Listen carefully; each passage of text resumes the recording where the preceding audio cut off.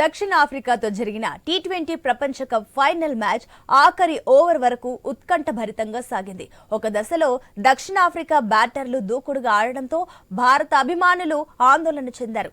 కానీ భారత్ బౌలర్లు చివరి 5 ఓవర్లలో పొదుపుగా బౌలింగ్ చేసి భారత్కు రెండోసారి పొట్టి కప్పును అందించారు.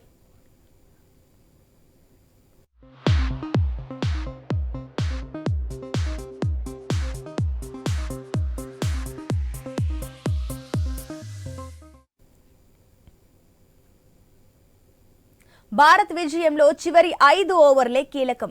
ఈ 5 ఓవర్లలో భారత బౌలర్లు అద్భుతం చేశారు. అక్షర్ పటేల్ వేసిన 15 ఓవర్లలో క్లాసన్ 2 సిక్స్లు 3 ఫోర్లు బాదాడు. దీంతో దక్షిణాఫ్రికా 147 స్కోర్తో నిలిచి మ్యాచ్ చేజారే పోయేలా కనిపించింది. అప్పుడే బుమ్రాని రంగంలోకి దించాడు కెప్టెన్ రోహిత్.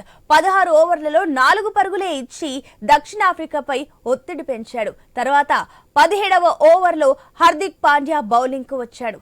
ఆ ఓవర్లో 4 పరుగులు మాత్రమే ఇచ్చి డేంజరస్ క్లాసన్ ను అవుట్ చేశాడు. ఫలితంగా టీమిండియా మళ్లీ రేస్లోకి వచ్చింది.